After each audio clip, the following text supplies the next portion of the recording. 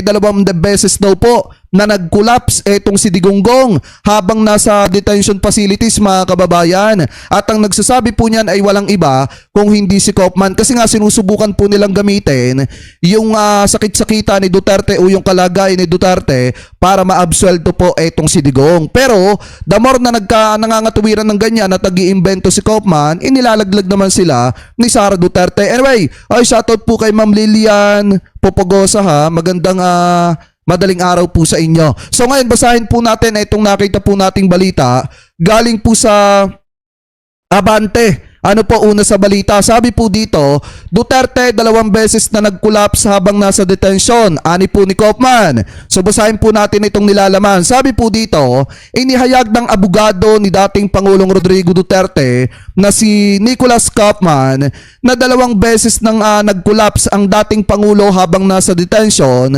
ng International Criminal Court ICC sa The Hague, Netherlands. Ayon kay Kaufman, dumarana si Duterte ng malubhang short-term memory loss, ngunit nananatili ang kanyang long-term memory. Sabi pa dito ni Kaufman, he is frail and has collapsed twice while in detention. His condition must be handled with respect and caution. Ani po nitong si Kaufman. Sabi pa dito mga kababayan, sinabi rin ng abogado na may hiwalay na medical report na inihain upang suportahan ang kahilingan para po sa interim release matapos na hindi tanggapin ng korte ang ebidensya tungkol sa pisikal na kondisyong kalagayan ni Duterte. Ani ni Kaufman, si Duterte ay considerable, weaker, frailer, and grayer at hindi ipinapakita sa publiko just for demonstration.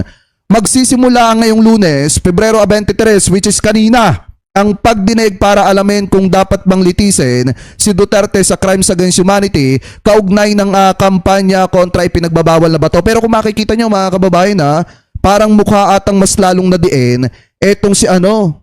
Ayan, hindi ba tayo nawawala? Parang nawala tayo Ayan yan, okay na. Mukha ata mga kababayan kanina na habang nagpapatuloy yung confirmation of charges ni dating Pangulong Rodrigo Duterte, mukha atang mas lalong napadiin. Ito pong si Senator Bato de la Rosa. Mamaya, ipapakita natin sa inyo kung bakit mga kababayan. Pero, ang maliwanag po dito, yung mga pagsisinungaling ni Kaufman publicly, mismong sinusoplak po yan ni Sara Duterte. Kasi 'di ba, malimit sinasabi ni Duterte. Okay naman si dating Pangulong Rodrigo Duterte, actually nagkausap nga kami, may payo pa nga siya patungkol sa paglalahad ko na ako ay tatakbo sa pagkapangulo, etc. etc. Pero ngayon sinasabi ni Kaufman, 2 beses daw po na nag-collapse etong si Duterte mga kababayan. Alam nyo, lahat ng paraan ni Kaufman sinusubukan niya. Kaso mukha po atang hindi uobra. Hanggang sa dumating na nga po ang point na desperado na yung galawan nitong si Kaufman na pati media sa Pilipinas ay sinisisi na po. Kasi ayon po dito mga kababayan, sa ipinost ng News 5, sabi daw mga kababayan ni Kaufman, it starts with the media. Inakusahan ni Attorney Nicholas Kaufman, led legal counsel ni dating Pangulong Rodrigo Duterte sa media ang umano nagpapalaganap daw po ng maling konteksto, kaya naging sentro ng batiko sa mga pahayag daw po ni Digonggong mga kababayan, at naging dahilan para gamitin ito kay Digong para idiin po siya sa International Criminal Court. Sabi pa dito, iginiit din niya na sadyang ginagamit ang mga larawang kuha mula sa madugong pakikipaglaban sa ipinagbabawal na bato ng Duterte administration upang gulatin ang publiko. Kahit wala umanong ugnayan ang mga ito sa isinasampang kaso laban daw po kay Digong mga kababayan. Pero kung titingnan nyo po talagang maraming beses na inamin ni Duterte na bukod sa nagtatanim po siya ng ebidensya, maraming beses din po niyang pinatutuhanan mga kababayan na siya po talaga ang nasa sa likod ng madugong pakikipaglaban sa ipinagbabawal na bato ng Duterte administration. May mga time pa nga mga kababayan na sinabi po niya itong mga katagang ito na pagka bumunot, itumba mo. Pag hindi bumunot, itumba mo pa rin.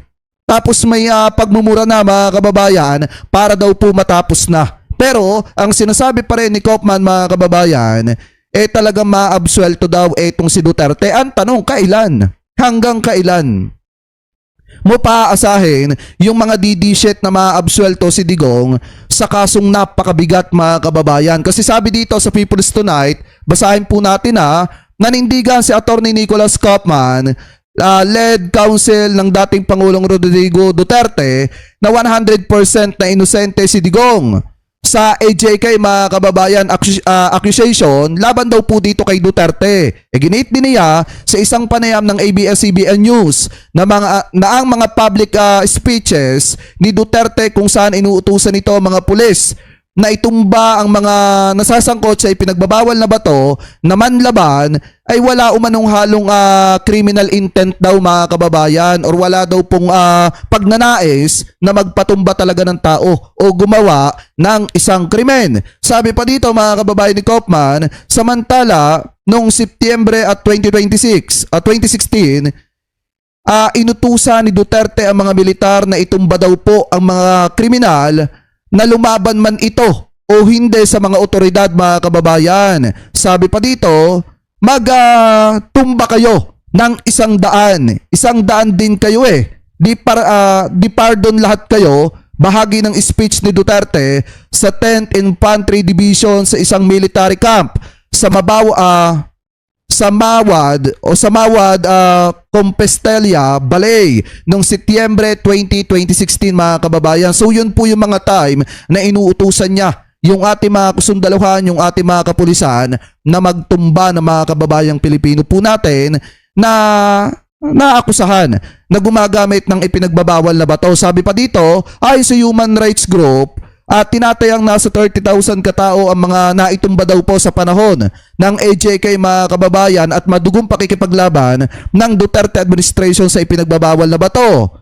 Habang 6,000 lamang sa official government figure ang naitumba mga kababayan. So ngayon, kung mapapansin nyo po, kahit pa sinungalingan to ni Kaufman, kahit gumawa siya ng mga alibay mga kababayan, o sabihin man ni Panelo dito sa bidyong ito na puro kasinungalingan, yung mga aligasyon laban po dito kay dating Pangulong Duterte, hindi po nila talaga maiaalis ang katotohanan na may pagkakasala etong si Digong mga kababayan at dapat po siyang managot sa International Criminal Court at sa kamay ng batas. Ano po, so ngayon, sabi daw po ni Panelo, puro paninira ang ginawa nila.